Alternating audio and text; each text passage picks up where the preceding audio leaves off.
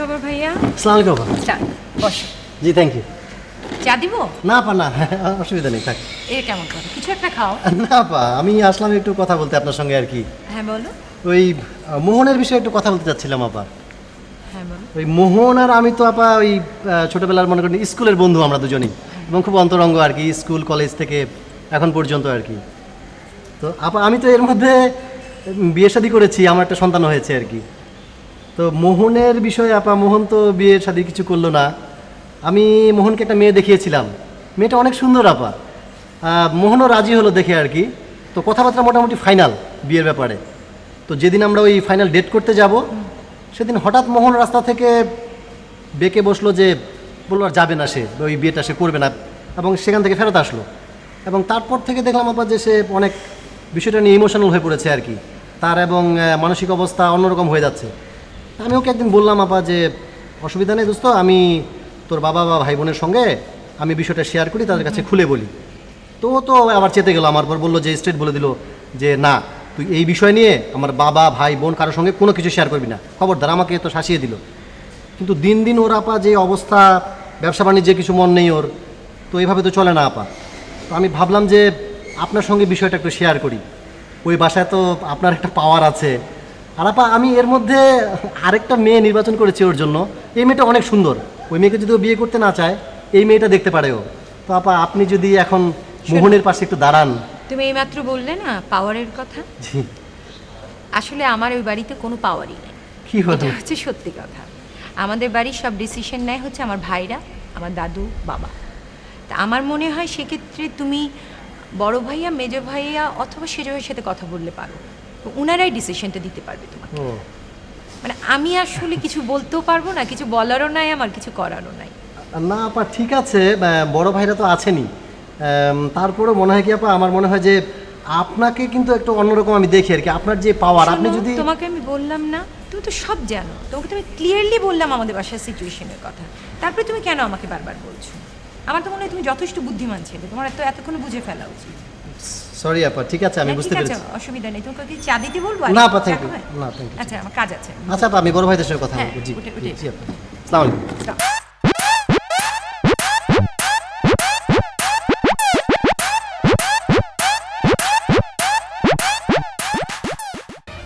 আরেকটা ছেলের বাড়ি। এই ছেলেটা খুব সুদর্শন, হ্যাঁ উচ্চশিক্ষিত। স্যার আসেন, আসেন স্যার, আসেন। এটা একটা বাড়ি না? জি হ্যাঁ? স্যার। এখানে মহিলাদের সকল প্রকার কাপড় পাওয়া যায়। হাট!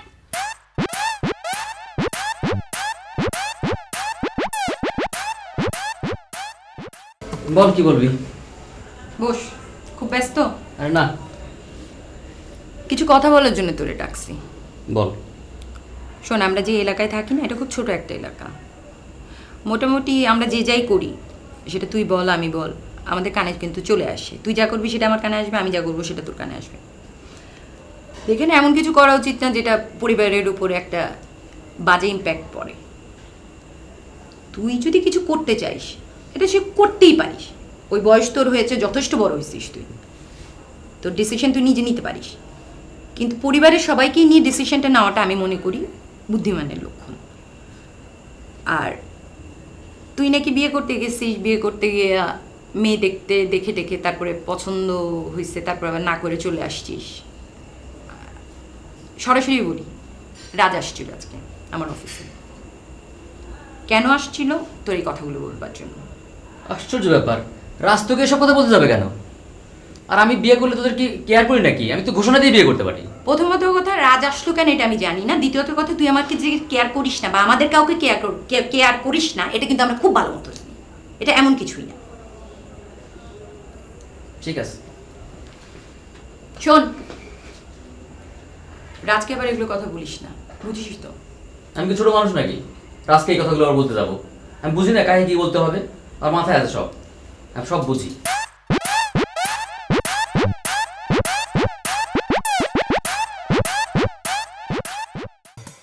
দাদা বসি। দাদা বাউল গান শুনবে? কি মরমিয়া গান। তুই বাউল গানও গাইতে পারিস? বেশ গা। না না, আমি গাবো না তো, গায়ে এনে গাবো। ওই পূর্ণিমার রাতে ফাঁকা চাঁদ থাকবে, সেই রাতে গায়েন এনে আপনাকে পরাণ ভরে গান শোনাবো। গায়েন এসে একের পর এক গান গাবে, আপনি মন দিয়ে শুনবেন, আপনার প্রাণ জুড়িয়ে যাবে। আর সেই গান শুনতে শুনতে যে সময় আপনি একেবারে ঘুমিয়ে পড়বেন, সেই সময় আমি শান্তি পাবো। আমি ঘুমিয়ে পড়লে তুই শান্তি পাবি? তুই কি আমাকে চিরনিদ্রায় শায়িত করতে চাচ্ছিস? কি যে বলেন দাদা, দুর্মিশে কথাবার্তা। আমি যে আপনার কত ভালোবাসি, আরে সেই ভালোবাসার জায়গা থেকে এটা তো গানের ঘুম। মানে ওই যে গান শুনতে শুনতে আবেগে আবেগে মানুষ ঘুমোই পড়ে না, ওই সেই গানের ঘুম। ঠিক আছে, আর দেখি আমি ঘুমিয়ে পড়ি কিনা। কিন্তু আমার যদি ঘুম না আসে, তাহলে কিন্তু লাঠির দিক পিটিয়ে আমি তোকে ঘুম পাড়াবো। দাদা এই গান শুনলে তো শুধু আপনি না, সবাই ঘুমোয় পড়ে। এটা মরমে গান, বাউল গান। ঠিক আছে, যা ব্যবস্থা কর। আচ্ছা ঠিক আছে দাদা, আমি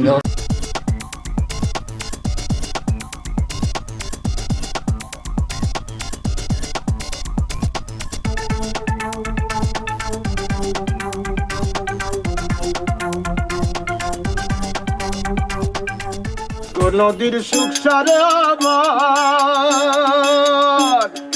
তিলে তিলে হয় গোসাতার, শুষ্ক নদীর সুখ সারে আমার তিলে তিলে হয় গোসাতার। লালন কয় কীর্তি কর্মার, লালন কয় কীর্তি কর্মার, কীর্তি কর্মার কি কারখানা। আপন ঘরের এ খবর লে না, আপন ঘরের এ খবর লে না। অনাসে দেখতে পাবি, অনাসে দেখতে পাবি কোনখানে চাল বারাম খানা। আপন ঘরের খবর লে না, আপন ঘরের খবর লে না। বাহ বাহ বাহ, চমৎকার চমৎকার। হান্নান, তুই এটা কি করেছিস? হ্যাঁ, এতদিন পর তুই একটা কাজ করেছিস। তুই একটা যোগ্য বাউলকে নিয়ে আসছিস আমার কাছে। একটা কি কাজ করেছিস তুই জানিস? আরে সত্যি আমি কি বলবো সাইজি, আপনি কি মধুর কণ্ঠে গাইলেন, কি অসাধারণ বাণী, কি কথা, হ্যাঁ, কি অপূর্ব ভাষা, অদ্ভুত অদ্ভুত। তো সাইজি, আমি যেটা বলতে চাচ্ছি সেটা হলো যে আমি একটা অর্গানাইজেশন দাঁড় করিয়েছি, একটা ছোটোখাটো সংগঠন তৈরি করছি লালন গীতির উপরে। আমি লালন গীতির উপরে গবেষণা করে দেখেছি যে লালন গীতির যে তথ্য, যে লালন গীতির যে সাইকোলজি, লালন গীতির যে কি বলে এটাকে, তার যে আদর্শ, তার যে ফিলোসফি, এটার সাথে যারা সমাজ বদলের কথা বলে তাদের সাথে হুবহুব মিলে যায়। এখন এই দুটোকে সংমিশ্রণ করে আমরা একটা সংগঠন করেছি। এখন সেই সংগঠনের ভিতরে আপনি প্রধান, আপনাকে আমরা রাখতে চাই। আমরা ঘুরে ঘুরে লালন গীতি গাইবো, ঘুরে ঘুরে বেড়াবো, প্রত্যেকটা ঘরে ঘরে যাব এবং এইটাকে এস্টাবলিশ করবো, বাংলাদেশের আনাচে কানাচে এটা ছড়াই দিব। আপনি আমাদের সাথে থাকবেন তো? একটা কাজই করেছিস। বাউল বাবা তো নিজে লালন করে নিজের মধ্যে, তা তো দেখতেই পাচ্ছি। এরকম বাউল বাবা গান শুনেই তো বোঝা যায়। তো এখন তো গান আমরা শুনলাম অনেকক্ষণ হলো, তো এখন সাইজে আসছে, চল ভালো দেখে একটা তামাক লাগা। আচ্ছা আচ্ছা আচ্ছা, চল চল ঠিক আছে ঠিক আছে। হ্যাঁ চল চল।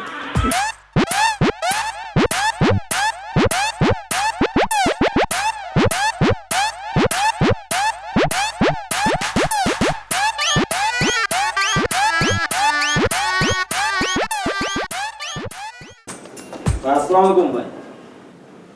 মরা ডালপালার কি অবস্থা, পাইলে কিছু? ভাই কি যে বলেন এই মরা ডালটা, ভাই গতবার সত্যি সত্যি দুটো মরা ডাল ছিল, বেচলাম, টাকা তো আপনারই দিলাম। তো ভাই এই মরা ডালের কথা মতো মনে হয় আপনি বলতে পারছেন না। এইসব কথা বারবার করলে একটু খারাপ লাগে না? গ্রামের লোকজনের কি অবস্থা? গ্রামের লোকজনের কথা কয়ে আর আপনার কাছে লাভ আছে? ভাই আপনি তো যাবেনও না, ওই বারবার আমি গ্রামের লোকের কাছে কই আসবে আসবে, এখন তো গ্রামের লোক উল্টো কওয়া শুরু করেছে তোমার ভাইটাই আসবে না। ওরা শহরে যায়, শহরে বাবু হয়ে গেছে, খুব পাল্টে গেছে। ওরে গ্রামের লোকজন তো এই জায়গায় আসে না, তুমি তো আসো, যে কি ব্যস্ততার মধ্যে আসছি দেখতেছো। এখন এই শুক্রবারে যদি নাও যাই, আগামী শুক্রবারে অবশ্যই যাবো। না সত্যি সত্যি কি যাবেন ভাই? হ্যাঁ, তোমার আমি মিথ্যা করছি নাকি? না সত্যি সত্যি গেলি তো খুব ভালো কথা ভাই, তাহলে আমি গ্রামে যে কই সবাই মিলে ভাই যাবেন, শুধু যাইয়ে দেখেন যে কি অবস্থা আপনার। এই গ্রামের লোক, এই যে ভাই এই যে শুক্রবার হাটের সময় গ্রামের লোক তো সকলেই এক কথা যে ভাই এসে শুধু দাঁড়াক, তার এগেনস্টে কোনো ক্যান্ডিডেটই নেই ভাই, আপনি এককভাবে চলে যাবেন, আরে ওই জন্যই তো যাবো, ওইটা বোঝার জন্যই তো একটু যাচ্ছি অ্যাডভান্স। না আপনি যাচ্ছেন ভাই, এই তো কত, আপনি আসেন, আইসে দেখেন কি অবস্থা ভাই। আসতেছি, কিন্তু তুমি বাড়ায় যায় কিছু বলে না, আর বাড়ায় কিছু করে না। আসতেছি, জাস্ট এটা মাথায় রাখো, অল্প কিছু লোকজনের করে। আমি আগে যে খবরটা দিই, আপনি আসেন, তারপরে আসসালামু আলাইকুম ভাই। সত্যি সত্যি আসেন ভাই।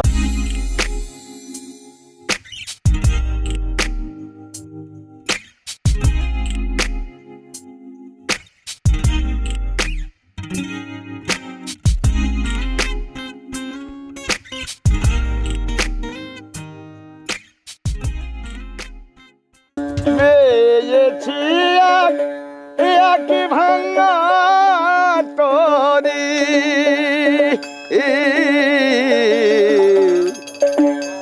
জনম গেল ছেষ্টে পানি, আর কি রে পাপীর ভাগ্যে দয়াল চাঁদের দয়া হবে,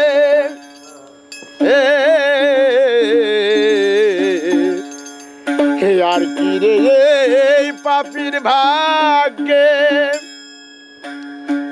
দয়াল চাঁদের দয়া হবে, কত দিনেই হালে যাবে, কত দিনেই হালে যাবে বহিতে পাপের তরণী, কত দিনেই হালে যাবে, কত দিনেই হালে যাবে বহিতে পাপের তরণী, দেশেতে এই সুখ হলো আবার কোথা যায় না জানি, এই দেশেতে এই সুখ হলো।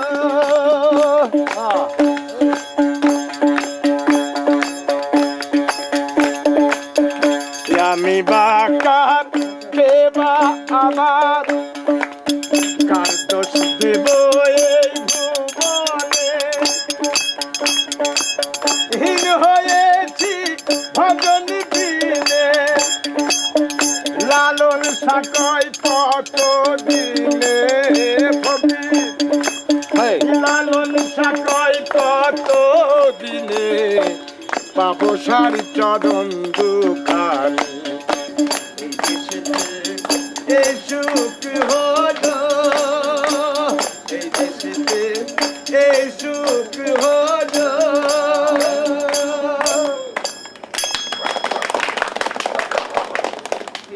কেমন লাগলো গান? তাহলে আমরা এই যে লালন গীতি শুনলাম, এটা কানে শোনার জিনিস না, এটা হলো হৃদয়ে শোনার জিনিস। এই লালন গীতিকে হৃদয়ে রাখতে হবে। এখন থেকে আমাদের যা করতে হবে সেটা হলো বাংলাদেশের প্রত্যেকটি জেলায়, উপজেলায়, গ্রামে গঞ্জে, হাটে ঘাটে, মাঠে ঘরে সর্বস্তরে নিয়ে যেতে চাই। আপনারা আমাদের পাশে থাকবেন তো? আমরা যে আন্দোলনে নেমেছি, এই আন্দোলনের ছাড়া আর আমাদের মুক্তি নেই। সমাজ বদলের কথা যারা বলে, লালনের সাথে তাদের অনেক যোগাযোগ আছে।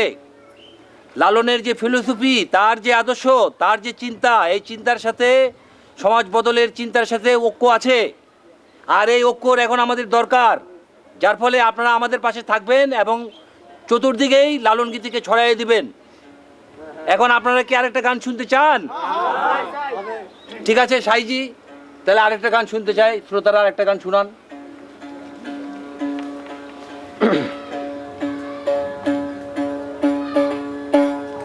ये गोकुल श्यामेर प्रेमे, ये गोकुल श्यामेर प्रेमे के बाला मुझे से सखी। वाह वाह। এই তুই আমার কার সাথে বানাইলি? হ্যাঁ, তুই বললি না মোটা ফাপা বাইটে মানুষ না, ও কি করে জানিস? ও আমাদের চারটি ফ্যামিলি নিয়ে গেছে। একটা ফ্যামিলিও ভালো না, ওই একটা ফ্যামিলির সাথে তোদের ফ্যামিলি কোনো মিলই খাবে না। আমি শিওর দোস্ত, ওর কোনো উদ্দেশ্য খারাপ আছে। ওর উদ্দেশ্য হচ্ছে তোদের ফ্যামিলির মধ্যে ঢুকে তোদের ফ্যামিলিতে একটা গান্দা ফান্দা বাঁধাই দেবে, আমি শিওর। শোন, বল।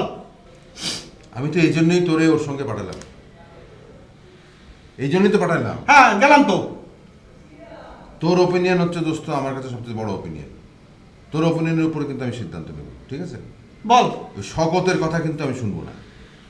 আজকে তোর কাছ থেকে শুনে বুঝলাম ওরে দিয়ে হবে না। ওরে আজকে স্ট্রেট ডেকে বলবো, বাইরে আমার ফ্যামিলির ব্যাপারে তোমার আর কোনো ইন্টারেস্ট দেখাইতে হবে না, নাকি বলবো আজকে? ঠিক আছে বল। দোস্ত তোমার একটা মাস সময় দে, একটা মাসের ভিতরে আমি তোর বোনের বিয়ে দেব দেব দেব, এই কথা বলে চলে গেলাম।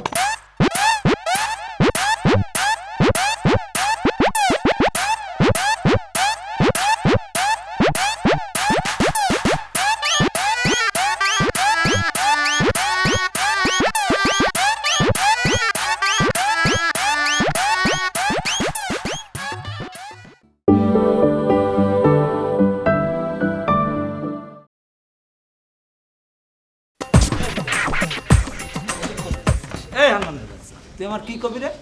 যা কর এখানে বসে টানাটানি করছিস কেন? ওই দিক দিয়ে বললি কি হচ্ছে, কি অসুবিধাটা কি কবি? তুই এখানে বসে কত সমস্যাটা কি? শোন, তুই যা করছিস সেটু বুঝিস না, বাইরে চিন্তা করিস। কি কি করছি আমি? নির্বাচন নিয়ে মাতামাতি করছিস না? হ্যাঁ করছি। তাও শুধু ছোট বাইরে নিয়ে। এই বাড়িতে আর কোনো বাইরে নাই, তাদের নির্বাচন করতে ইচ্ছা করে না? তুই এই যে শুধু ছোট বাইরে নির্বাচন নিয়ে মাতামাতি করছিস, এর কারণটা আমি কিছু বুঝি না। আমি কুচ কুকা ছোট ভাই ফল ফলাদি বিক্রি করার টাকা পায়, তার একটা বাক পাস, এই জন্যই তো তোর এ নিয়ে খেলাখেলি মাতামাতি, তা নাকি?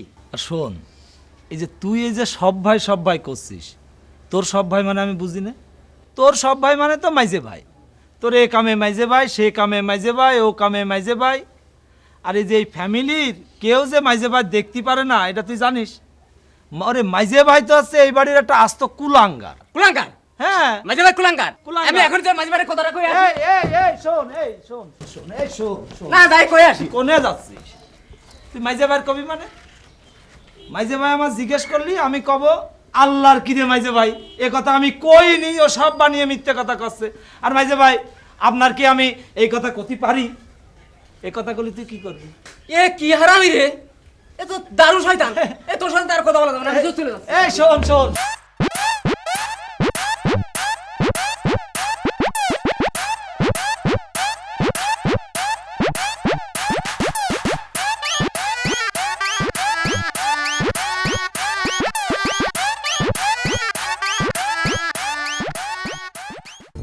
রাজ, ওই টাইপ করছিস? টাইপটা করে ফেল না। হ্যাঁ আমি বেরোচ্ছি, আমি 10 মিনিটের মধ্যে বেরোচ্ছি। ওটা পুরোটা টাইপ করে ফেল। হ্যাঁ আমি আসছি। আচ্ছা ঠিক আছে। তুই কি বাইরে যাস? হ্যাঁ। আচ্ছা মোহন, ওই তোর কাছে 50,000 টাকা হবে থাকলে দে আমাকে, ওই আমি আবার 8-10 দিনের মধ্যে তোকে ফেরত দিয়ে দেবো। কেন, টাকা দিয়ে কী করবি? সেটা তো আমার দরকার আছে, সব তো তোর জানার দরকার নেই। মানে আমার খুব উপকার হবে, তুই টাকাটা দিলে আমি আবার তোকে 8-10 দিনের মধ্যে ফেরত দেবো, এটা তুই নিশ্চিন্ত থাক। 50,000? হ্যাঁ 50,000। দেখি কয়দিন সময় দে। কয়দিন হলে তো আমার কাজটা হবে না, বুঝিস না? মানে আজকের মধ্যে হলে আমার খুব উপকার হয়। এত তাড়াতাড়িতে দেওয়া যাবে না, একটু সময় লাগবে।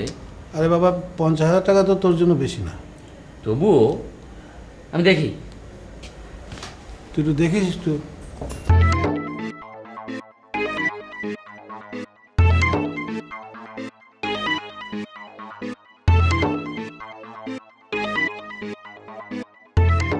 তোরা তো জানিস যে আমি গ্রামের বাড়ি টাড়ি যাই না, আমার যা কিছু সব তোকে নিয়ে, এই এলাকা নিয়ে। এখন আমাকে ওই যে বিম্বু আছে, বিম্বু আমার প্রায় করছে যে গ্রামের লোকজন আপনারা ওকে পাশে চায়। পাশে চাই মানে গ্রামের লোকজন তাকে পাশে চায়, আমার তার মানে তাকে প্রতিনিধি হিসেবে নাকি দেখতে চায়, ও আমার করছে।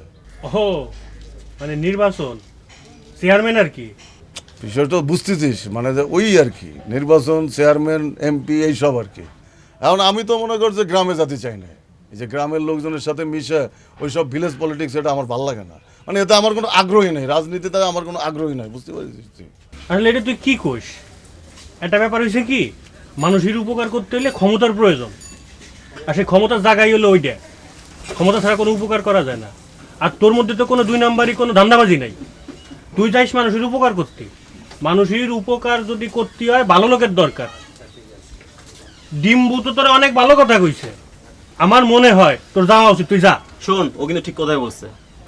তোর মধ্যে যে ভালো মানুষই দেখি, আর কয়জনের মধ্যে এরকম ভালো মানুষ আছে বল? তুই তোর মতো মানুষ গ্রামের লোক খুঁজছে। তুই যা, তুই দাঁড়া, আমি বলছি যে তুই খুব ভালো করবি। জনগণ তোকেই চায়। তোরাও করছিস? হ্যাঁ হ্যাঁ অবশ্যই তোকে যেতে হবে এবং নির্বাচন করতে হবে এবং জিততে হবে, এই আমার আত্মবিশ্বাস।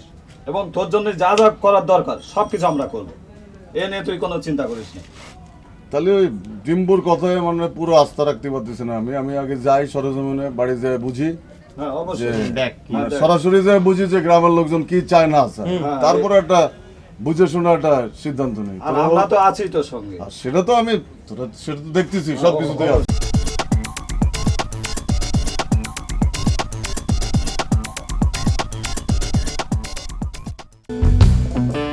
রিপন, রিপন,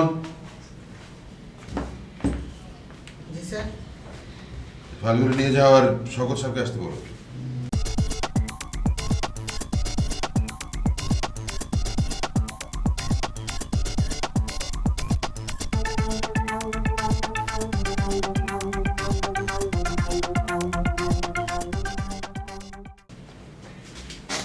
স্যার রাখেন,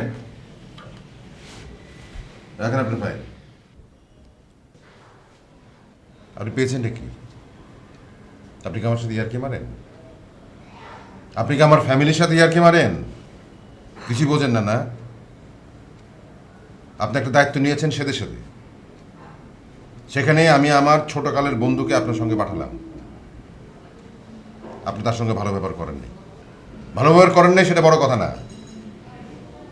বড় কথা হচ্ছে আপনি আমার বোনের জন্য যে পাত্রগুলো ঠিক করেছেন, সেই পাত্রগুলোর ফ্যামিলির ব্যাপারটা আপনি দেখবেন না?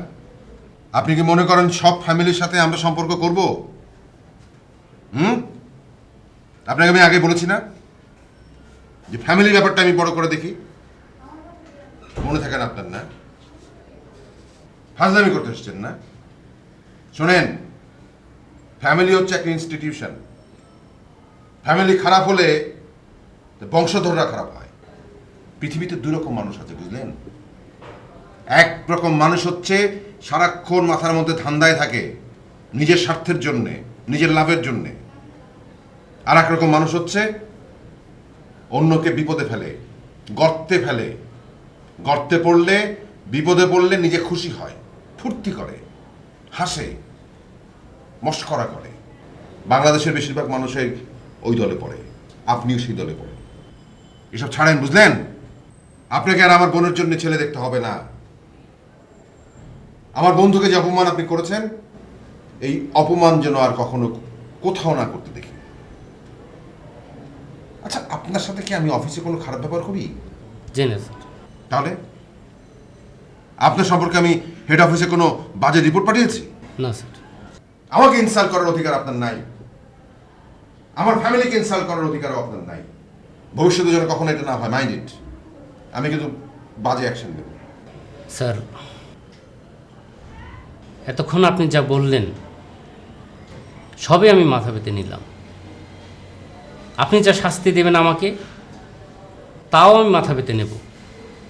কিন্তু স্যার, আমার কিছু কথা আপনার শুনতে হবে। আপনার বন্ধু একটি বাড়িতেও আমার সাথে ঢোকেনি স্যার, যায়নি। ওনাকে কোনোভাবে আমি কোনো বাড়িতে নিতে পারিনি স্যার। স্যার, উনি বললেন, নাম বলেন, বংশ কি, শেখ, সৈয়দ না খন্দকার? উনি বললেন নাম বংশ তো পেলামই, আর যাওয়ার দরকার কি? বিশ্বাস করেন স্যার, এত করে আমি অনুরোধ করলাম একটা বাড়িতে অন্তত চলেন। উনি বললেন কোনো দরকার নাই যাওয়ার, দেখে কি হবে, চলেন ফিরে যাই। আমার কথা উনি শোনেননি স্যার। উনি সারাটা রাস্তা আমার সাথে খারাপ ব্যবহার করেছেন, দুর্ব্যবহার করেছেন স্যার। আমি প্রকাশ করতে পারবো না। শত হলেও আপনার বাল্যবন্ধু, ওনার কথাই আপনি বিশ্বাস করবেন।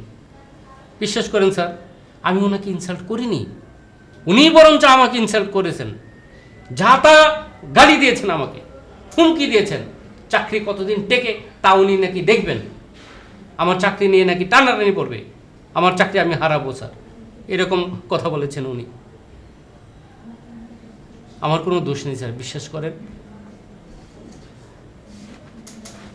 আসি স্যার, আসসালামু আলাইকুম।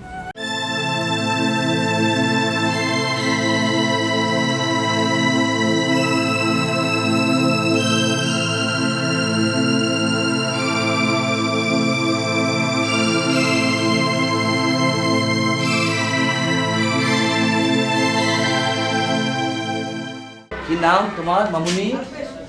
শান্তা? বাহ, খুব ভালো। পড়াশোনা করছো তো? তোমার না কি নাম বাবা? আলমগীর। বাহ, খুব ভালো। পড়াশোনা করো মন দিয়ে।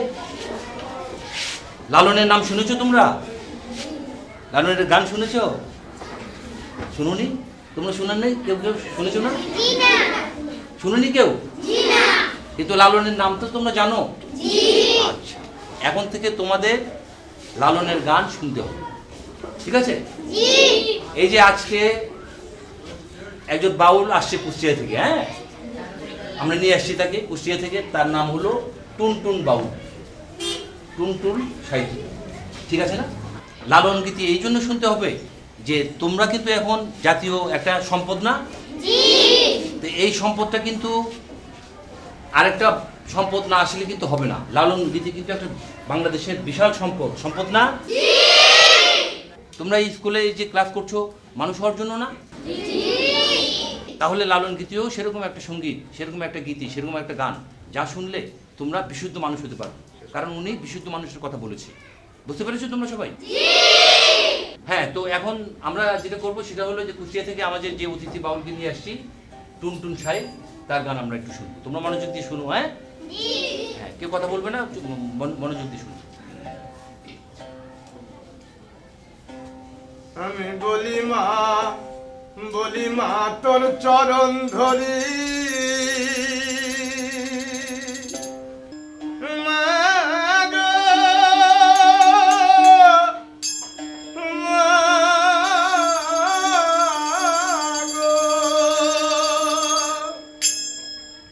বলি মা তোর চরণ ধরি, ননি চুরি আর করবো না মাগো, ননি চুরি আর করবো না।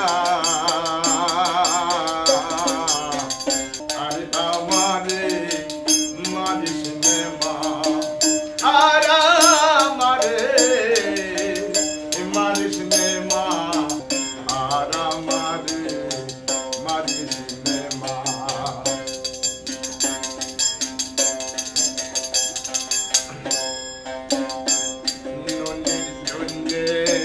আজা মারে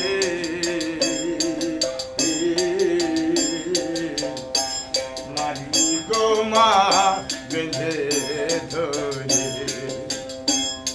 দয়া নাই মা করম করে, মা গো, মা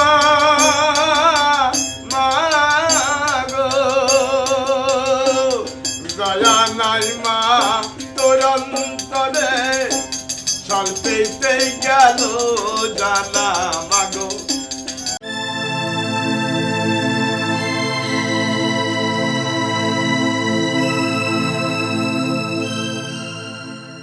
আমি কিন্তু বাড়ি থেকে একবারে চলে আসছি কাপড় চোপড় নিয়ে। আমার কিন্তু বাসা ফিরে কোনো রাস্তা নাই, এখান থেকে শুধু তোমার সংসারে যেতে হবে আমার, আর কোনো পথ নেই আমার। আরে ভালো করিস তো, তুমি তো আমার সাথেই যাবো, আমি তো তোমার পথে। এখন সোজাসুজি শ্মশানে যাবো, ও জায়গায় বন্ধু বান্ধব আছে, করে রাখছি। হ্যাঁ, পাপ যখন করে ফেলেছি, 51 পাপ পাপ, 52 পাপ পাপ। পাপ মানে? পাপ মানে এই সমাজ যদি বসতো তাহলে কি আমাকে এরকম পলায় বিয়ে করতে হতো নাকি? ও জায়গায় সব কাজে টাজি সব রেডি আছে, সব কিছু রেডি আছে, যাবো, যায় সুন্দর মতো নন স্টপ থাকতে শুরু করবো। বুঝো নেই? জোরে টানো একটু। হ্যাঁ চাচা, এই যে এইমাত্র লুনারে দেখলাম ডালিমের সাথে রিক্সা উঠছে, সাথে ব্যাগ ট্যাগ নিয়ে। হ্যাঁ চাচা, আমি যা গেস করছি তাই, আমার ধারণারা ভাইকে গিয়ে বিয়ে করবো। চাচা আপনি এক কাজ করেন, ওই যে ঘোষপাড়া আছে না, ওই ঘোষপাড়ার মোড়ে দাঁড়ান, হ্যাঁ তলি রিক্সাটা ধরতে পারবেন। আচ্ছা ঠিক আছে চাচা।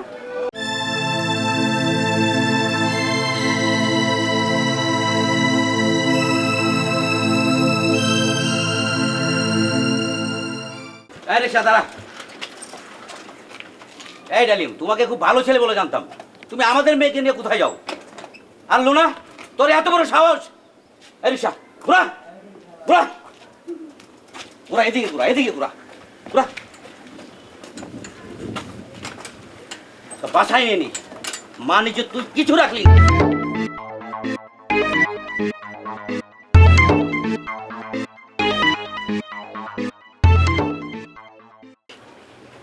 ফরি যদি আজকে মোবাইল না করতো তাহলে তো সর্বনাশ হয়ে যেত। তোর এসব পরস্পরতা কোত্থেকে হলো? তুই আমাদের বাড়ির মেয়ে হয়ে শেষ পর্যন্ত কিনা এই ডালিমের মতো একটা ছেলের সাথে চলে যেতে চাচ্ছিলি। ছি, ভাবতেও অবাক লাগে, তুই আমাদের বাড়ির মেয়ে। তোকে নিয়ে আমার কত আশা ছিল, একটা ভালো ছেলের হাতে তুলে দিব, শেষ পর্যন্ত এই ডালিমের কাছে তুই এই করলি। ডালিমকে আমি পুলিশে দেব। রাখ তোর চাচা, আগে চাচার কথা মনে ছিল না? একটা বার বাবার কথা ভাবলি না?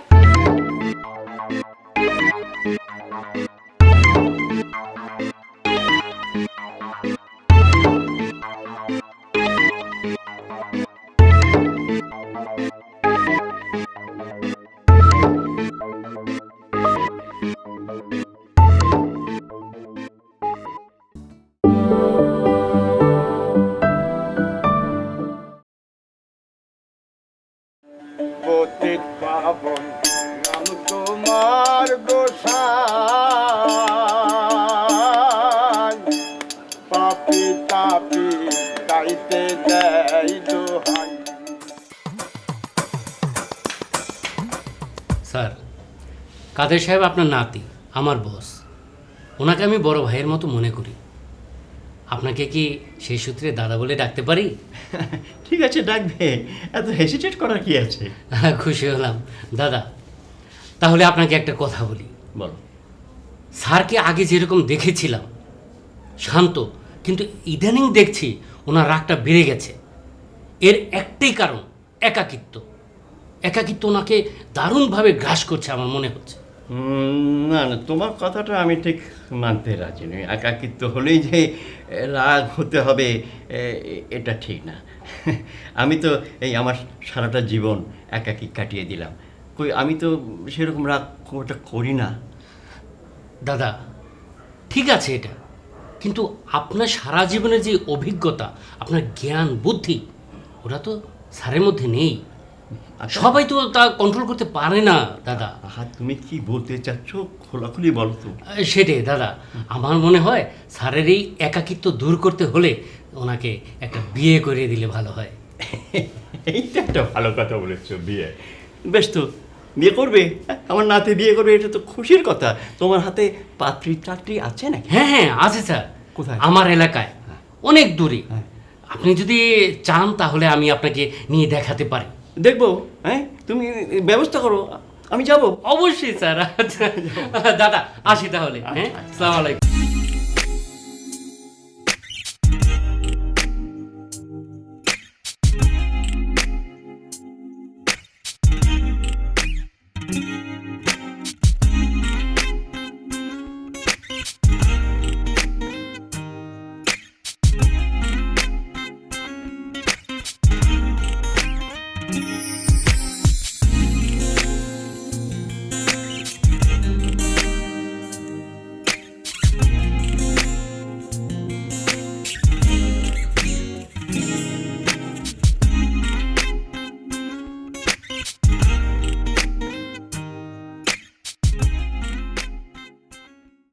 খেলো না, একা একা বসে রয়েছো? অবশ্য বসে থাকবে না কেন? এই বাড়ির চার দেয়াল তোমার এখন সীমানা। মোবাইলটাও কেটে নিছে, তাই না? আজকের পজিশনের জন্য তুমি নিজে দায়ী। তোমার বারবার নিষেধ করছি, ওরকম ডালিমের মতো একটা ফালতু ছেলের সাথে মিশো না, বুঝছো? এখন বুঝো? ফালতু ছেলে কে? ডালিম? ফালতু ছেলে হচ্ছে তুমি। তুমি আমার ভাই হয়ে আমার এত বড় সর্বনাশ কিভাবে করলা? লুনা, আমি কি করছি? তোমার আব্বা মা আমার দায়িত্ব দিয়েছে তোমার দেখে রাখার জন্য, আমি তাই করছি। আর তোমার চাচা তোমাদের ডালিমদের সহ রাস্তা পাইছে, তোমরা নিয়ে আইছে। আমার কি দোষ? আমি তো তাদের কই না যে লুনা ডালিমের নিয়ে যাইতেছে। শোনো, তুমি কি করছো না করছো আমি বেশ ভালো করে জানি, বুঝছো? তুমি প্রচন্ড খারাপ একটা ছেলে। তুমি কিভাবে আমার ব্যক্তিগত ব্যাপারে হস্তক্ষেপ করো। আর শোনো, এটা কিন্তু দিন না, মানে দিন আরো বাকি আছে, এটা শেষ না। কিন্তু তুমি যে করছো তোমাকে পস্তাতে হবে, ভালোভাবে পস্তাতে হবে। লুনা, ভবিষ্যৎ কি হবে সেটা নিয়ে চিন্তা করি না। তোমার একটা প্রস্তাব দেই, একটু শান্ত হও। তুমি যদি একটু শান্ত হও, ব্যাপারটা একটু মেনটেন করো, অ্যাটলিস্ট আমি তোমার মোবাইলটা ফেরত দিয়ে হতে পারি। তোমার কোনো সাহায্যের দরকার আমার নাই। আমার মোবাইল আমি নিজেই নিতে পারবো। তুমি এই মুহূর্তে আমার সামনে থেকে যাও। যাচ্ছি, তবে যদি প্রয়োজন পড়ে ডাক দিও। তুমি আমার সামনে থেকে যাও। তোমার কোনো মানে কিছু দরকার নেই আমার। আরে উত্তেজিত হচ্ছে কেন? যাও আমার সামনে থেকে।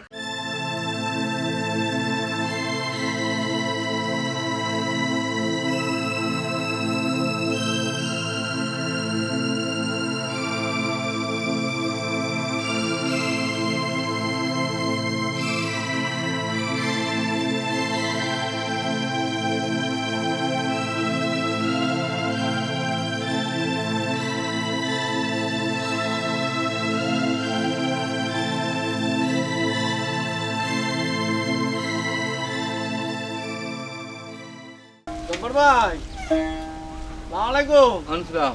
ভাই কেমন আছেন? আছি, ভালো আছি। ভাই আপনি কি শুরু করছেন ভাই? যা করতেছেন তো ঠিক না ভাই। আমি বলতেছি হাজি ভাই, আপনি আমাদের বাদশার মেজো ভাই, বাদশা আমার বন্ধু। এদিন অনেক কিছু বলতে ইচ্ছা করলেও বলতে পারি না। আপনি এগুলো কি করতেছেন? এগুলো তো ঠিক করতেছেন না। বাউল সঙ্গীত লালন সঙ্গীত এগুলো কি? ছোটো ছোটো স্কুলের বাচ্চাগুলোর ভবিষ্যৎ নষ্ট করতেছেন। এগুলো বন্ধ করেন। এলাকার অনেক কমপ্লেন আসে। আপনি বাদশার মেজো ভাই, আমারও মেজো ভাই, বাদশা আমার বন্ধু, সেই হিসেবে আপনাকে সম্মান করি। আপনি এগুলো বন্ধ করেন, তাহলে কিন্তু আমি বন্ধ করতে বাধ্য হবো। আচ্ছা, এটা কি কন্ট্রাক্টারই পেয়েছেন নাকি? হ্যাঁ, ইট সিমেন্টের ব্যবসা করতে করতে মনটাও তো ইট সিমেন্ট করে ফেলেছেন। আপনি আমার ছোটো ভাই, বাদশার বন্ধু, আপনাকে তুমি করেই বলি। হ্যাঁ বলেন। বাউল সঙ্গীত তোমার কি ক্ষতি করেছে? হ্যাঁ, তোমার ভিটেমাটি কেড়ে নিয়েছে নাকি? লালনের উপর এত ক্ষোভ কেন? ললনা হলে ভাল লাগতো নাকি? কি করছো তা তো দেখতে পাচ্ছি, করছো তো টেন্ডারবাজি। তোমাদের মতো টেন্ডারবাজি করার চেয়ে লালনবাজি করা অনেক অনেক বেটার, বুঝতে পেরেছো? আর একটা কথা মাথায় রেখো, আমি কিন্তু কচুরি পানা না, ভাসতে ভাসতে এখানে আসিনি, বুঝতে পেরেছো? আমার গান বাজনাও চলবে, লালন গীতিও চলবে, গণসঙ্গীতও চলবে। যদি পারো ঠেকাও, বন্ধ করো। এই চল চল, গান শুরু কর।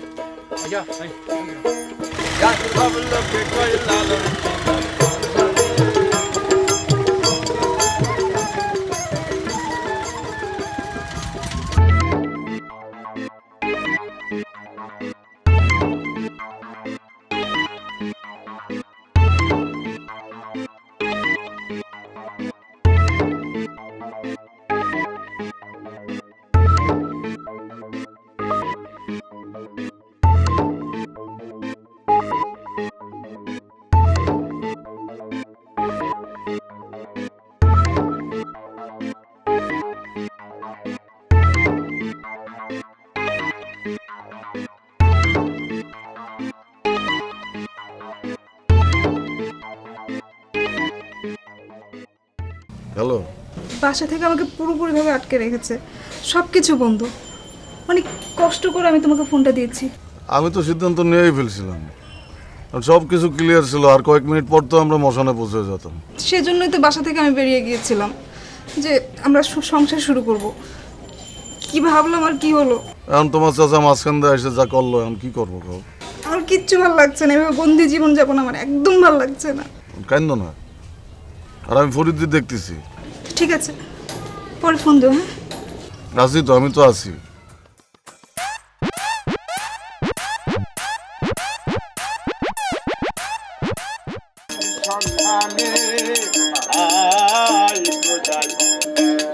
নবীর দিনে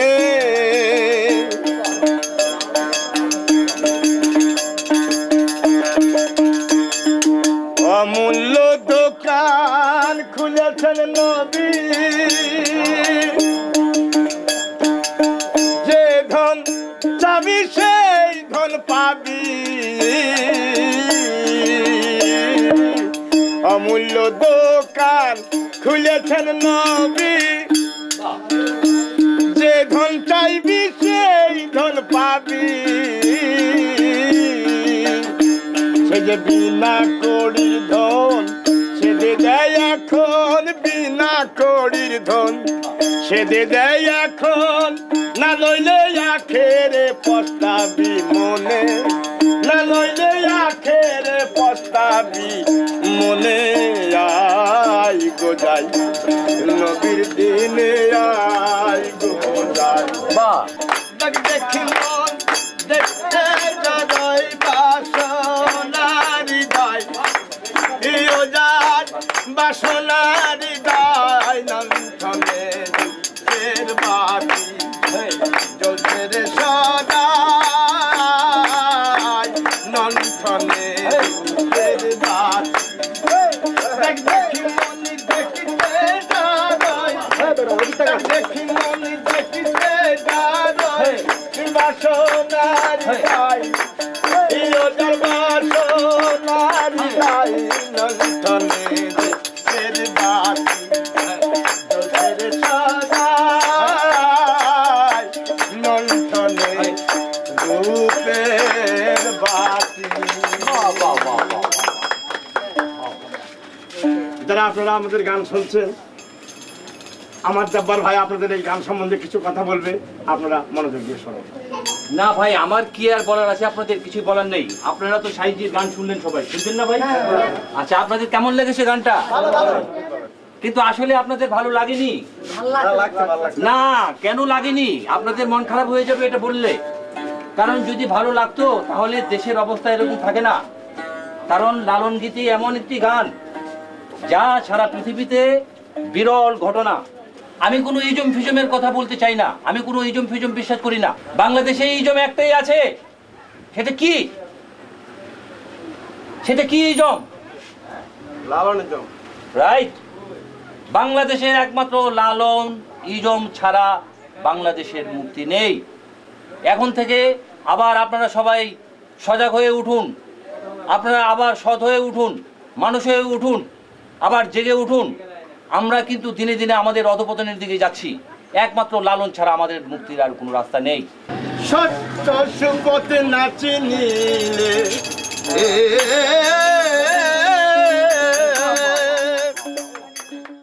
মমিন, এই চা খাওয়াটা শেষ হলে তো তুই দৌড় দিবি তোর রান্নার জায়গায়, হয় হোমিওপ্যাথি ডাক্তার নাহলে অ্যালোপ্যাথি ডাক্তার। হ্যাঁ, দু জায়গায় তুই যাস। আচ্ছা, এই হোমিওপ্যাথি আর অ্যালোপ্যাথির মধ্যে কোনটা তোর কাছে ভালো মনে হয়? অবশ্যই হোমিওপ্যাথি। কারণ এলোপ্যাথিক ওষুধে রোগের চিকিৎসা হয়, আচ্ছা, আর হোমিওপ্যাথিক ওষুধ দেয় রোগীর চিকিৎসা হওয়ার জন্য। বাহ, সুন্দর তো। হ্যাঁ, তুই তো হোমিওপ্যাথিটা শিখে যেতে পারতি রেগুলার যখন যাস। আমি একটু বসবো দাদা? বল। একটা কথা বলতে চাই। বল। আপনি তো জানেন আমি সমাজ পরিবর্তনের ডাক দিয়েছি, আর এই ডাকের পিছনে আমি অনুভব করছি দুটো জিনিস সবচেয়ে জরুরি দাদা। একটা হলো লালন গীতি, আর একটা হলো গণসঙ্গীত। এই দুটো তো আমি ঠিক স্পষ্ট ভালো করে জানি না। সেই কবে ছেলেবেলায় আপনার কণ্ঠে গান শুনতাম, কত বছর আপনার কণ্ঠে গান শুনি না। আমাদের দুই একটা গান যদি আপনি।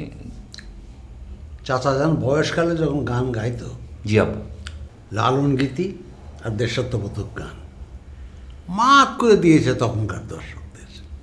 হ্যাঁ, ছেলেবেলায় কত গান শুনেছি না দাদার কণ্ঠে। এখন একটা গান দাদা আমাদেরকে শোনান।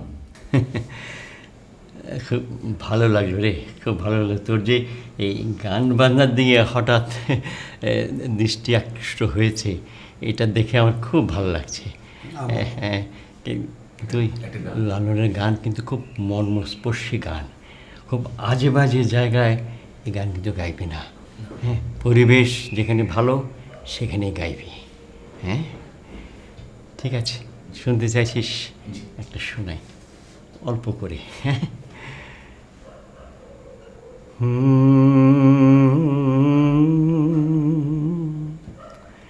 কে কথা কয় রে দেখা দেয় না, নড়ে চড়ে হাতের কাছে, নড়ে চড়ে হাতের কাছে, খুঁজলে জনম ভর মেলে না, কে কথা কয় রে দেখা দেয় না। চমৎকার চমৎকার, কি কথা, কি বাণী। গান গান দাদা। আর আপনি শুধু আমাকে এই যে বাসায় গিয়ে শোনাচ্ছেন তা কিন্তু না, আপনাকে রীতিমতো এই গান স্টেজে গাইতে হবে। হ্যাঁ, এবং সেই অনুষ্ঠানে আমি অবশ্যই যাব। নিশ্চয়ই নিশ্চয়ই নিশ্চয়ই। আরে শুনবি? খুঁজি তারে আসমান জমি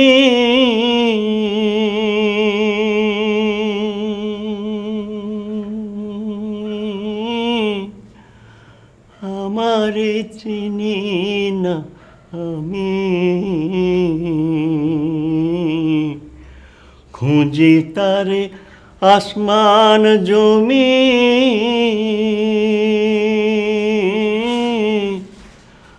আমারে চিনি না আমি কি কথা?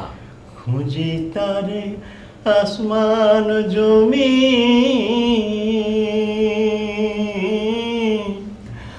আমারে চিনি না আমি এ বিষম ভ্রমের ভ্রমে বিষম ভ্রমের ভ্রমে আমি কঞ্জন শিকন জনা কে কথা কয় রে দেখা দেয় না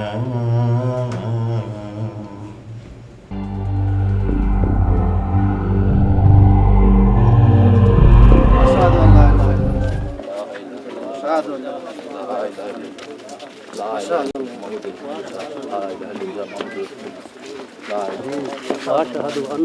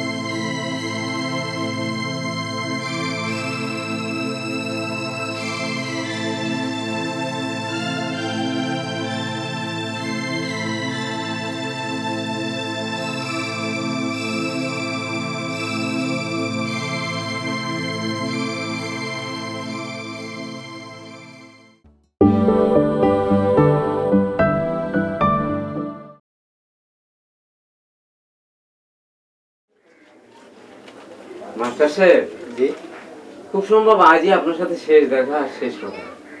কারণ আসছে বুধবার রাত 12:30টার দিকে আমি মরে যাচ্ছি। আমার মরার কাপড় বানাবে। কাফনের কাপড়? না, কাপড়ের কাপড় না, তো ওই রকমই আর কি। একটা সাদা পাঞ্জাবি বানা দেবেন, একটা সাদা লুঙ্গি আর একটা সাদা টুপি, পারবেন না? আসেন মাপ দেন। আচ্ছা ঠিক আছে, মাপ।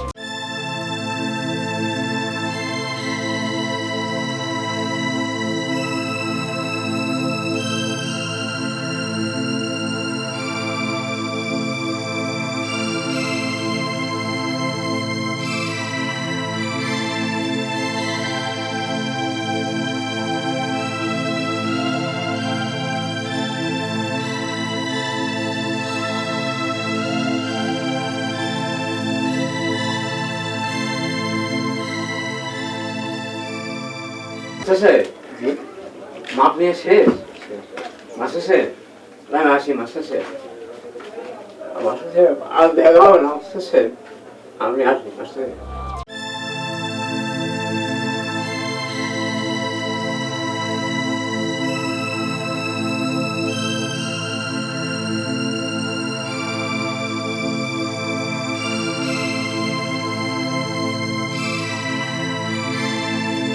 দাদা, দাদা, গতকাল রাত 12:30টার সময় আমি ইন্তেকাল করলাম, আপনি খাটিয়া ধরেছেন, এজন্য আপনাকে শ্রদ্ধা জানাতে আসলাম দাদা। সকালে উঠেই ফাজলামো শুরু করেছিস। মরা মানুষ কখন এসে কথা বলে? পৃথিবীটা কি ঠিক আছে না নেই? এই নতুন নাটকের মহড়া শুরু করেছিস, এক থাপ্পড় দিয়ে গাল ফাটিয়ে দেবো। দাদা, আপনি তো আমাকে থাপ্পড় মারতে পারবেন না দাদা, আমি তো মৃত মানুষ দাদা। এসব কথা বলবি না, যা ঘরে যা। দাদা, এই ওদিকে যাচ্ছিস কই? ঘর কি ওদিকে না এদিকে? দাদা আমি তো ঘরে যাব না দাদা, আমার স্থান তো কবরস্থান, আমি কবরস্থানে যাব দাদা। আর না আমি যেটা বলছি ঘরে যা।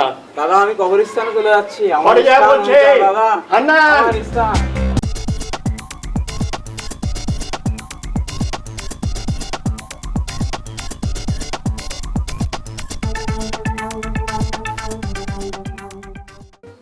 আপনার দোকান থেকে আমার আর বাজার সদাই করা হবে না, আর রসের আলাপ আলোচনাও হবে না। মোহাম্মদ হান্নান বুধবার রাত 12:30টার সময় মারা গেছে। আরে মিয়া, জীবনের প্রথম দেখলাম মৃত্যু মানুষ কথা বলে। তুমি যখন মরেছ ওই সময় কি কাদের মিয়া বাড়িতে ছিল? মালিক ভাই আপনি মরা মানুষের নিয়ে ঠাট্টা তামাশা করতেছেন, আপনার মৃত্যু হবে না মালিক ভাই? আরে আমি কেন, কাদের মিয়া সহ এই পৃথিবীর সকল মানুষ মৃত্যুর স্বাদ গ্রহণ করবে।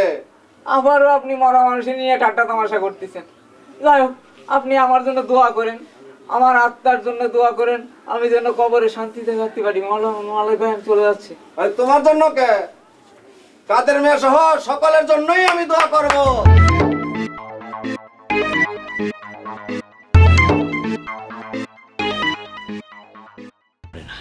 আসসালামু আলাইকুম। ওয়ালাইকুম আসসালাম, বসেন। আচ্ছা আপনি এবারে কে? দাদা, আমাকে সবাই দাদা বলে ডাকে। আপনার ছেলে মেয়ে কয়জন? আমার ছেলে মেয়ে নেই, আমার ভাতিজার ঘরে 5টা ছেলে 2টো মেয়ে। কিন্তু আপনি আমাকে এত কথা জিজ্ঞেস করছেন কেন? আপনি পুলিশের কোন ডিপার্টমেন্টে আছেন? না না, আমি পুলিশে নেই, আমি বাইরে যাব তো। আপনার ছেলে ম্যান পাওয়ারের ব্যবসা করে, টাকা দিতে আসি। আমার ছেলে নাম কি? মোহন ভাই। আমার ছেলে না, নাতি। আর কি বলেন, ম্যান পাওয়ারের ব্যবসা, টাকা দিতে এসছেন? এই কথাটা যদি আগে বলতেন আপনাকে আমি বসতেই দিতাম না। উঠুন উঠুন, এক্ষুনি বেরিয়ে যান। যত সব। মমিন,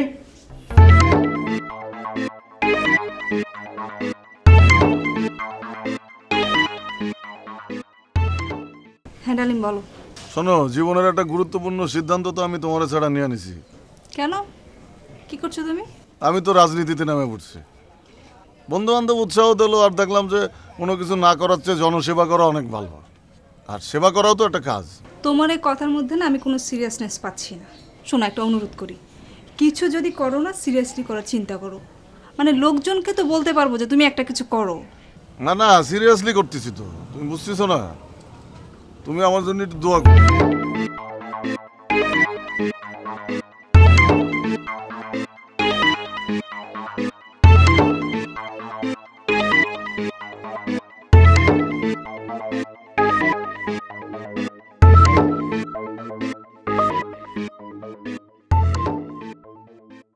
মোহন বল। তোর কাছে একটা লোক এসেছিল তোকে টাকা দেওয়ার জন্য। তুই নাকি ম্যান পাওয়ারের ব্যবসা করছিস। আমাদের পরিবারের 7 জেনারেশনের কোনো মেম্বার আজ পর্যন্ত এমন কিছু করেনি যাতে কোশ্চেন উঠতে পারে। তুই সেই পরিবারের ছেলে হয়ে এই ব্যবসা ধরলি, আর কোনো ব্যবসা তুই খুঁজে পেলি না। এই তুই টেলিভিশন দেখিস না, খবরের কাগজ পড়িস না? জমি জমা বিক্রি করে বিদেশে গিয়ে প্রতারিত হয়ে ফিরে আসছে, তারপরও তুই এই ব্যবসা করছিস কেন রে? কেন?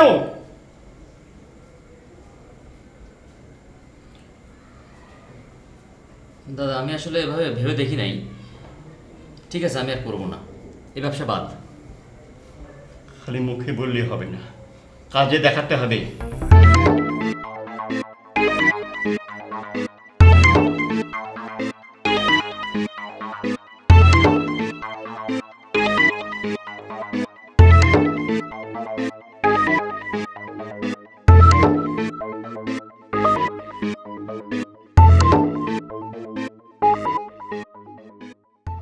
এই আমার কবর এত ছোট করেছিস কেন? আমার ওই জায়গা শুতে কষ্ট হচ্ছে। কে কবর ছোট? এটা পবিত্র জায়গা, ফালতু কথার বেজে আর জায়গা পাও না। যাও ওদিকে, নইলে আমি জ্যান্ত মাটি দিব আবার। আরে আমার শুধু কষ্ট আছে, আমার জন্য একটা বড় কবরের ব্যবস্থা কর। আমি পারবো না, যাও।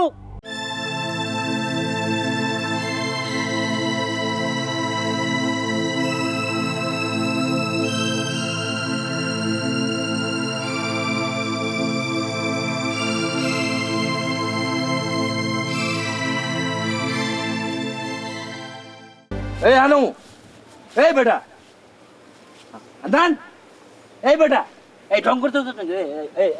এই আমার সাথে ঢং করতেছ? উঠ। আমি মরে গেছি রে, আমি মরে গেছি তো। মরে গেছ তুই জানতো ঠিক আমার সাথে তুই মরে গেছ? খারাপ দাঁড়া, আমি মরে গেছি। মরে গেছি, উঠ দাঁড়া। আরে গত বুধবার আমি মরে গেছি, তো আমি এখান থেকে যাবো না তো। তুই যাবি না? তোরে লালন গীতি শিখালাম, লালনের তথ্য তোকে দিলাম।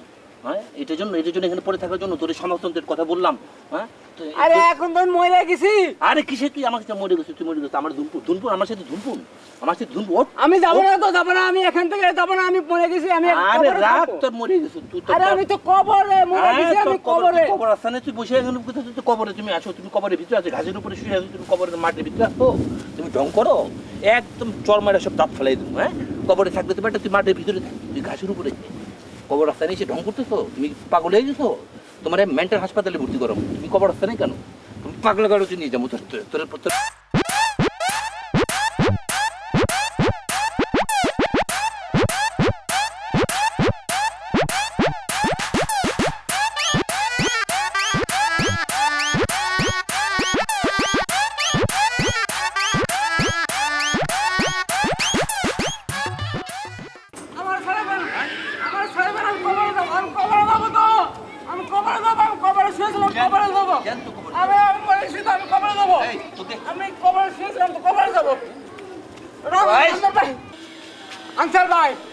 আমি মরে গেছি।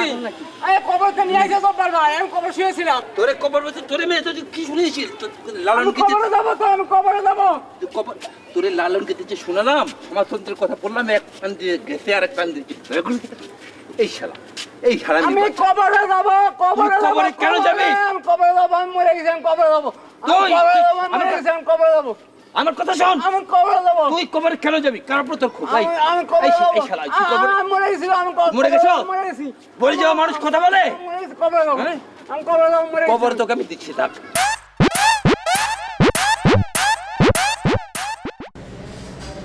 ওই শকত বেটা হচ্ছে একটা ছাগল।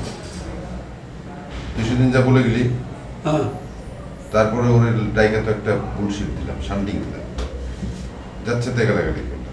আচ্ছা, কোনো মানে বুদ্ধিজ্ঞান সম্পন্ন মানুষ হলে অপমানে এই অফিস ছেড়ে চলে যাবে, ওর তাতে কোনো লজ্জা ছিল মনে কি জানি পাগল নাকি আমি কিছু বুঝি না। ওর ধারণা কে জানিস?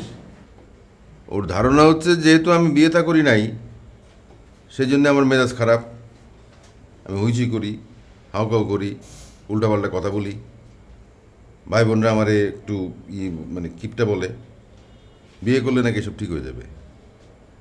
আরে বেটা, তোর তাতে কি? তুই এর মধ্যে ঢুকিস কেন? তোর তো আমি চাই না। আমি ছাড়তে চাই, কিন্তু কম্বল আমার ছাড়ে না। ও ঢুকবি। ওর মধ্যে কী করছে জানিস? আমাদের বাড়িতে গেছে, আমারে না বলে আমার বাড়িতে গিয়ে দাদার সাথে মিটিং করছে এবং দাদারে কনভিন্স করে ফেলাইছে যে আমারে বিয়ে দিলে আমার মাথা ঠান্ডা হবে, আমি আর হইচই করবো না, রাগারাগি করবো না, চিল্লাচিল্লি করবো না। দাদা কনভিন্স হয়ে গেছে। একটা কাণ্ড করে ফেলছে বুঝছিস। ওই আমার বিয়ের জন্যে আবার একটা মেয়েও দেখে ফেলেছে। আর এই মহিলা নাকি আবার আমার বিয়ে করতে অরাজি না, রাজি আছে। বল দেখি, এটা ব্যাক কেল না? তোরে আমি চাই না, তোরে আমি দূর দূর করে খেদাই দিই, তারপর তুই আসিস কেন? দেখবি ডাকবো, ডাকি। রিপন, জি স্যার। এই শকত সাহেব একটু খবর দাও তো। আচ্ছা দোস্ত, মাল কিন্তু সুবিধা না, বুঝছিস? এটা ভিজা বিড়াল, ভিজা বিড়াল তো বুঝিস, ঘাপটি মেরে পড়ে থাকে। সেদিনকে যে জ্বালান জ্বালাইছে আমারে, ওরা আমি হাড়ে হাড়ে ছিঁড়ে ফেলাই দিছি। হ্যাঁ, পাকখানা জিনিস। আমি করি কি কত দেখি, আমি ছাড়ি কিন্তু কম বলতো আমার ছাড়ে না। আমি ওরে যত গালাগালি করছি সেদিন, তাতে বললাম তো ওরা দ্বিতীয়বার আমার সামনে কেন, আমার ধারে কাছে আসার কথা না। তুই বুঝবি কি বুঝবি, আমি ওরে বুঝে ফেলাই দিছি। ও সেদিনকে আমি ছিঁড়ে ফেলাই দিছি। এই যে এসে গেছে। বসেন শকত সাহেব, কি করতেছিলেন? স্যার কাজ শোনেন, আপনি আপনার ওজন মাফিক চলবেন, বুঝছেন? মানে বুঝতে পারছেন না আমার কথা? কথা হচ্ছে কি, আপনি একটা সমেস্ক। সমেস্ক কি বোঝেন? ছোট 6 মাসে যারা জন্ম নেয় তাদের সমেস্ক বলে। শোনেন, 9 মাস লাগে একটা পরিপূর্ণ মানুষ হতে। না বুঝলি বাড়ি যে শুনে আসুন কে যান। হ্যাঁ, অফিসের মধ্যে করিস। আপনি এমন করছেন কেন? আমি আপনাকে কি করলাম? একটা কথা বলবেন না, একটা কথা বলবেন না। আপনি একটা ফালতু লোক, আপনি একটা ছোট্ট, আপনি বড় বড় সাইজের কথা বলেন। মানুষ হিসেবে আপনি বড় বড় কথা বলেন। যেদিকে খুব জ্বালান জ্বালাইছেন, বহুত জ্বালান জ্বালাইছেন সেদিন আপনি আমাদের। স্যার আপনি দেখেন, আপনার সামনেই উনি কেমন ব্যবহার করছেন আমার সাথে, কেমন ইনসাল্ট আমাকে করছেন স্যার।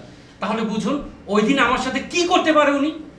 এর চেয়ে বেশি খারাপ ব্যবহার করেছে স্যার আমার সাথে ওই দিন। স্যার আমি কিছু বলিনি, আপনি এখন নিজে শুনলেন স্যার, নিজ কানে শুনলেন, নিজ চোখে দেখলেন কি অবস্থা করলো স্যার।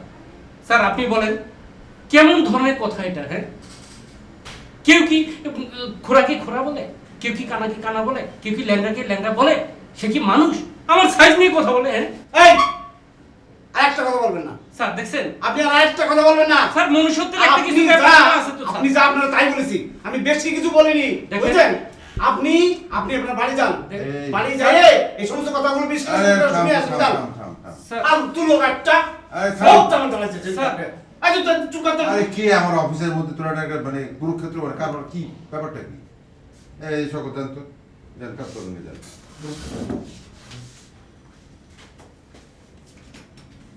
তুইও কি আবার কথা বল?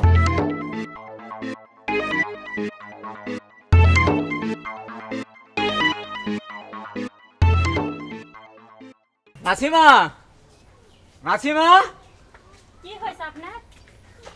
নাসিমা তুমি তাকায় দেখো। নাসিমা আমি মরে গেছি, তাকায় দেখো। গত বুধবার রাত 12:30টার সময় আমি মরে গেছি।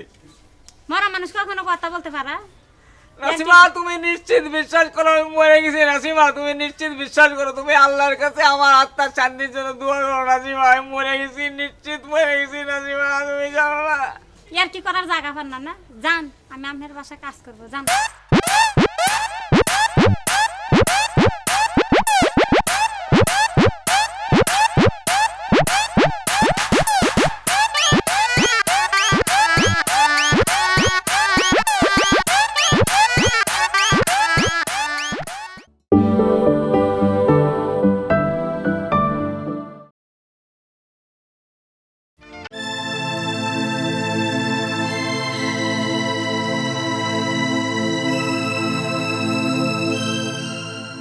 ভাই আপনি সবই তো জানেন আমি মরে গেছি। আপনি খাটিয়া ধরেছেন, এজন্য আল্লাহ আপনার হায়াত বাড়াই দিক, আপনি দীর্ঘায়ু হন। এই পাগলামি করিস কেন? কি হয়েছে? টাকা দরকার? এভাবে টাকা লাগবে না, টাকা রাখেন। মরা মানুষ তো ভাই টাকা চাই না, মরা মানুষ শুধু দোয়া চাই। আপনি প্রাণ বলে আমার জন্য দোয়া করেন, আমি যেন কবরস্থানে শান্তিতে ঘুমোতে। কবরস্থানে শান্তিতে ঘুমোতে পারি? এই এলে কি পড়ছিস? এলে কি পড়ছিস? জোগাড়ি করিস না, এলাকার মধ্যে জোগাড়ি করিস, আমাদের ডুবাতে চাস? ভং ধরছে। তা এগুলো খুলে আমার সামনে আসবি, একদম পরে আসবি না এগুলো। আজিল কোথাকার।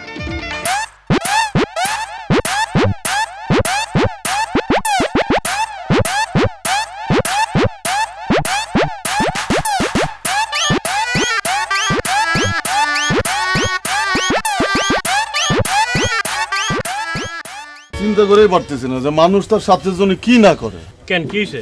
আর ডিম্বু আমারে কি করলো? ডিম্বু আমারে গেলো গ্রামের বাড়ির লোকজন আপনার পাশে চায়, প্রতিনিধি হিসাবে দেখতে চায়, তোরাও ভরসা দিলি, গেলাম।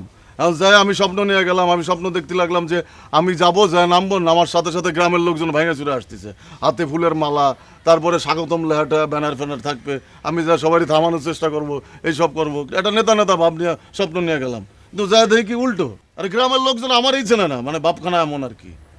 আমি ওখানে নতুন মনে হচ্ছে আমার নিজের, আগন্তুক লাগতেছে। কিন্তু বিষয়টা আমার মনে করে মাথার মধ্যে জ্বালা ধরাই দিচ্ছে, আমার এই মাথার মধ্যে পোক ঢুকে গেছে, এই পোক না বার করা পর্যন্ত আমার শান্তি নেই। তোর এই জিতটা ঠিক আছে, গ্রামের লোক তোরে চিনতে পারে নাই, গ্রামের লোক এই ভুলটা বারবার করে, এই জন্যই আজকে এই অবস্থা।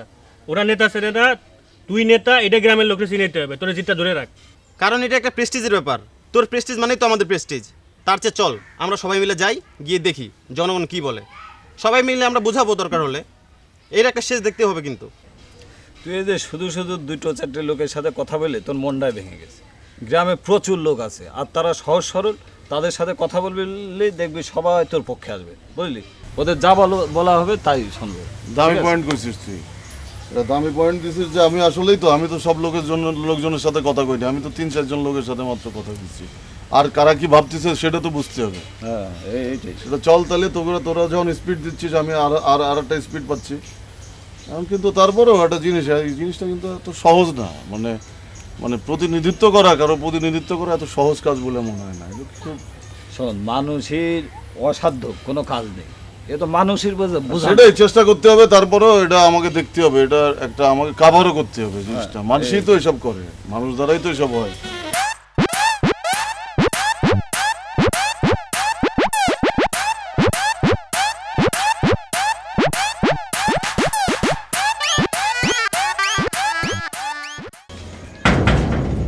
বল শোন, ওই শওকতের কথার উপর তো পুরোপুরি আমি ডিপেন্ড করতে পারি না, তবে শওকত যে ইনফরমেশনগুলো আনছে তাতে মনে হয় মেয়েটা ভালোই, বুঝছিস?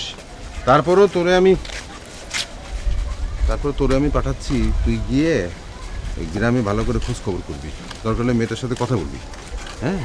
প্রয়োজন হলে এক রাত্রি গ্রামে থাকবি, একদম ডিটেলস খোঁজ খবর নিয়ে তারপরে তুই এসে আমার খবর দিলে আমি ফাইনালি তোর সাথে একবার ওই গ্রামে যাবো, বুঝছিস? এনে ঠিকানাটা রাখ, আর এই মেয়েটার ছবি দেখবি নাকি? দেখি।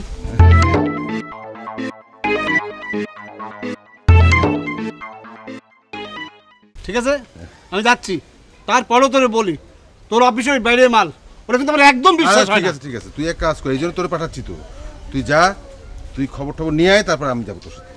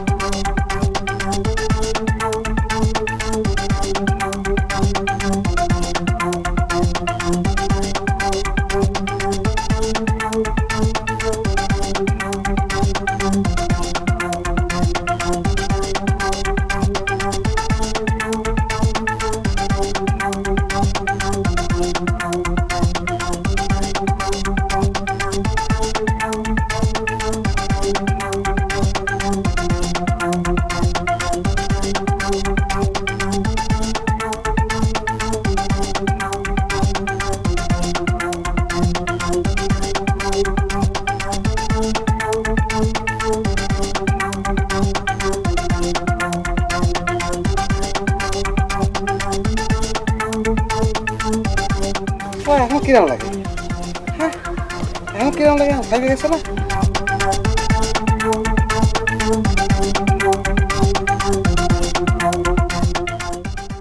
একেবারে কবরের ভিতরে ঢুকাই দিয়ে আসবো। পুঁতে দিয়ে আসবো হাজির। আব্বা দাদা আপনারা দুইজন আছেন, ওর বিচার করেন। কি শুরু করেছে? আমাদের বাসা সম্বন্ধে বাইরে মানুষের ধারণা কি? এমনি সবাই বলে আমরা পাগল, আবার এই পাগল সে যে বসে আছে মরা। উন্নিকে মরে গেছেন, নাকে কানে তুলা লাগাইছে। একটা কাজ করেন, ওকে নিয়ে গিয়ে আপনি আসলে আসলে কবরের ভিতরে পুঁতে দিয়ে আসেন, অন্তত একটা ঝামেলা যাক। আমি একটা কাজ করতে করতে আমি মরে যাচ্ছি, কেউ আমার দিকে খেয়াল করছে না। হান্নান, এই লাঠিটা দেখছিস? এমন একটা বাড়ি দেব যে তুই একদম মরেই যাবি, তারপর কবরস্থানে গিয়ে সত্যি সত্যি কবর দিয়ে আসবো। হ্যাঁ কি তুমি চুপ করে আচ্ছা করো, তুমি কিছু বলো। মরা মরার কাছে নিয়ে গেলেই তো হয়। নিয়ে গেলেই তো হয়, তো যাও না, তুমি নিয়ে যাও, অন্তত একটা কাজ করো, যাও ওকে নিয়ে যাও। ঠিক আছে, এই হারামজাদা চল, তোর মরাগিরি আমি শেষ করবো আজকে। চল হারামজাদা চল, তোকে আজ মাওলানার কাছে নিয়ে যাবো, তোর মরার বুজুর্গকে শেষ করে দেবে। মানুষ চিনিস না, চালিয়ে খালি।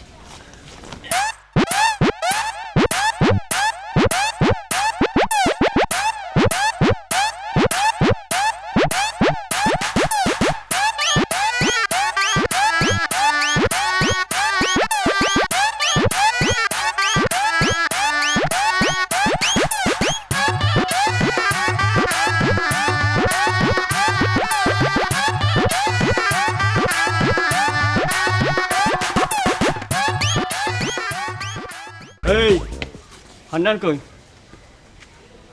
আমি জিজ্ঞেস করছি হান্নান কই? মনের কাছে ওকে নিয়ে যাচ্ছিলাম, হঠাৎ হাত ঝেঁটে দিয়ে খুলে নিয়ে এক দৌড়। তোর দ্বারা কিচ্ছু হবে না, তুই যে একটা অপদার্থ এটা বুঝিস? আমারই মতির ভ্রম হয়েছিল যে তোর মতো একটা অপদার্থের হাতে ওকে আমি তুলে দিয়েছিলাম। আমার উচিত ছিল আমার নিজে ওকে ধরে নিয়ে যাওয়া। যত সব অপদার্থের দল এসে জুটেছে আমার।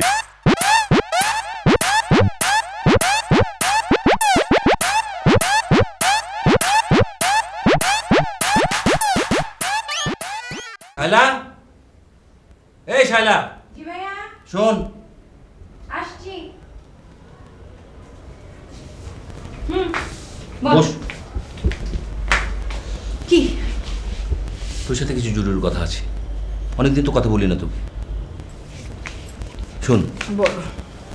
খুব মনোযোগ দিয়ে শুনবি, শ্রদ্ধা রেখে শুনবি। আমার তো কোনো পরিবর্তন হয়নি, হয়েছে কেন হয়নি? তোদের জন্য হয়নি, কারণ তোদের চোখে আমি একটা উটকো লোক, একটা বাজে লোক, একটা ধান্দাবাজু লোক, যার ফলে আমি নিজেকে পাল্টাতে পারিনি। যাজ্ঞ সব কথা বাদ দে। এখন আমি একটা কর্মসূচি হাতে নিয়েছি, কান পেতে শুন, শ্রদ্ধা রেখে শুন। আমি সমাজ বদলের ডাক দিয়েছি। দাঁড়াও দাঁড়াও, কি বললা তুমি? সমাজ বদলের ডাক। অনেক গবেষণা করে, অনেক চিন্তা ভাবনা করে আমি দেখেছি যে কেন আমি সমাজ বদলের ডাক দিয়েছি এবং এর কারণ কি। কারণ সমাজটা যদি পাল্টাতে পারি তাহলে আমার পরিবর্তন হবে, সাথে সাথে তোর পরিবর্তন হবে, আমাদের সবারই পরিবর্তন হবে। সেটা কিভাবে সম্ভব? সেটা একটা রাস্তা খোলা আছে, সেটা হলো আমি অনেক গবেষণা করে দেখেছি লালনের যে ফিলোসফি, তার যে আইডিওলজি, এটার সাথে যারা সমাজ বদলের চিন্তা করে তাদের আইডিওলজির একটা গভীর যোগাযোগ আছে। সেটা কি? সেটা হলো লালন গীতি আর গণসঙ্গীত। এই দুটা নিয়ে আমি মাঠে নেমে পড়েছি মানে কি, কাজ শুরু করে দিয়েছি প্রায়। হাটে ঘাটে, মাঠে, স্কুলে, সর্বত্র আমি গান শোনায় বেড়াচ্ছি। আর লোকজন তো বেশ উৎফুল্লভাবে বেশ উদ্বুদ্ধ হচ্ছে, বেশ প্রশংসা পাচ্ছি চারিদিক থেকে। বিপ্লব আসন্ন প্রায়। ও হাসছিস কেন? একটা সিরিয়াস কথা বললাম আর তুই হাসছিস? মেজু ভাই, একটা কথা বলি তোরে। তোর কি কখনো কোনো পরিবর্তন হবে না? তুই কি সারা জীবন এরকমই থাকবি? সেই ছোট্টবেলা থেকে তোর এই পাগলামিগুলো দেখছি, মানে একেবারে অযোগ্যের অযোগ্য। আমার বলবার কিছু না, এই কাজগুলো আর কতদিন তুই করবি বলতো? মানুষের অপদার্থ হওয়ার একটা লিমিট থাকে, তুই তো লিমিট ছাড়া অপদার্থ। অ্যাটলিস্ট এখন সংসারের দিকে একটু খেয়াল কর, দেখ আমাদের দিকে। তুই না। আরে সেটার জন্যই তো সমাজ বদলে ডাক দিয়েছি। সমাজটা পরিবর্তন হলে তো সব কিছু পরিবর্তন হয়ে যাবে। তুই এই কথাগুলো যে বলছিস, এইগুলো কথা একটাও ধোপে টিকবে না, বুঝতে পেরেছিস? বিপ্লব যখন হবে তখন এর ফল তুই ভোগ করবি। তুই এখন আমাকে পাগল ছাগল বলছিস। বিপ্লব আসন্ন প্রায়, বিপ্লব অনিবার্য।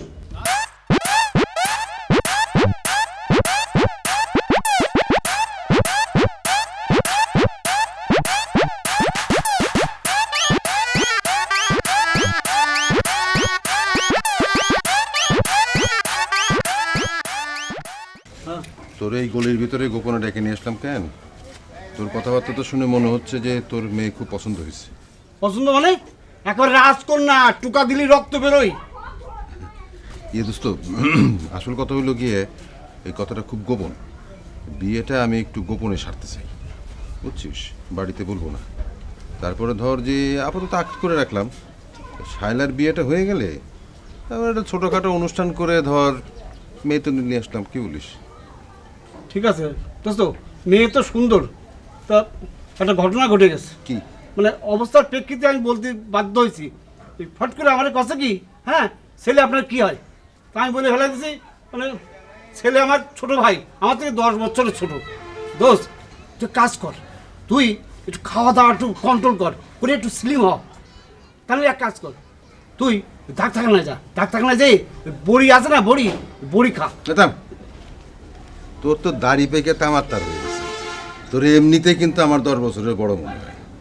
ঠিক আছে, তাই না? দেখা যাবে না, চল।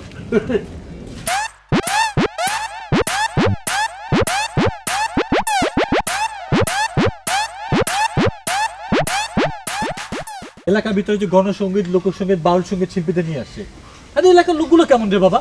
উনি যা বলে তাই শোনে। বিষয়টা কিন্তু আমার কাছে সুবিধা মনে হইতেছে না। আমার ধারণা হয় সে লোকগুলারে একত্রিত করতেছে। এতে করে কি হবে জানিস, তোদের যে পাওয়ার আছে পাওয়ারটা কিন্তু নষ্ট হয়ে যাবে, লোকজন তোদের কথা শুনবে না। আর ক্ষমতা চলে যাবে মানে? সব ইয়াং জেনারেশন আমাদের সাথে আছে এলাকার, যেই কাউকে ডাক দিলে সব পাইতেছি আমরা, মৌমাছির মতো ছুটে আসবে সবাই। ক্ষমতাটা চলে যায় কিভাবে? এটা কোনো কথা হলো নাকি? আসলে ওগুলো কিছু না, আমার মনে হয় কি যাবার বিয়ে শাদী করে নেই, কিছু একটা নিয়ে তো ব্যস্ত থাকতে হবে, তাই এই সমস্ত গান বাজনার জন্য একটা ব্যবস্থা করতেছে আর কি। এটা নিয়ে তো মাথা কোনো কিছু নেই তো। আরে ওই গণসঙ্গীত বাউল সঙ্গীত ওগুলো কিছু না, ওরা যদি গণসঙ্গীত দেয় তাহলে আমরা দেবো কনসার্ট। আরে বাবা, আমি যেটা বলতে চাইতেছি তোরা সেটা বুঝতেছই না। এই গণসঙ্গীতের এগেনস্টে তোরা কনসার্ট করতে চাইতেছো, আমি কিন্তু দুটো এগেনস্টে কথা বলতেছি না। আমার কথা হচ্ছে এই সঙ্গীতের পিছনে ওরা যে সংগঠনটা করতেছে তার মতলবটা কি, এটা তোরা জানা দরকার। এতে না হলে কি হবে জানিস, তুই তো ক্ষমতা তোদের কাছে থাকবে না। তার চেয়ে এক কাজ কর, একদম কুল মেজাজে চিন্তা করে দেখ আর বোঝার চেষ্টা কর আসলে ওদের মতলবটা কি, এর পিছনে রহস্যটা কি। লোকদের সাথে কথা বলি, আমরা কথা বলে জানার চেষ্টা করি। এটা ঠিক, যাই হোক, একদম একদম ঠান্ডা মেজাজে। তো চল যে মোল্লার দোকানে চা খাই, আর এগুলো আস্তে আস্তে আগে যাই, ঠিক আছে? দেখবো না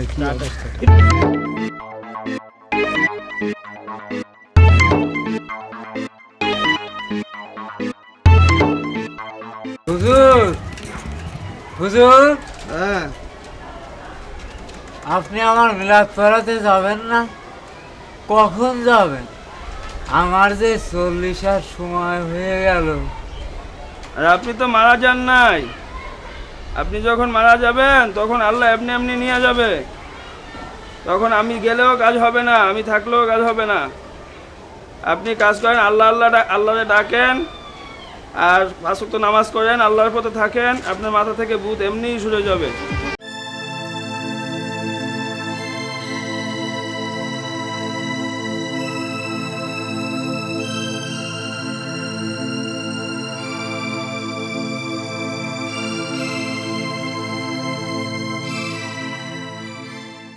হাসান মিয়া, এলাকার তো বহুত বিয়া খাইছ, কোন বাড়ির বিয়া তো বাকি রাখো নাই।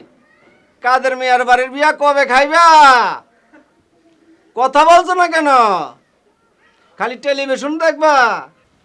কি হাসান মিয়া, কাদের মিয়ার বিয়া কবে খাইবা? কইবা না যখন টেলিভিশন বন্ধ করে দিলাম।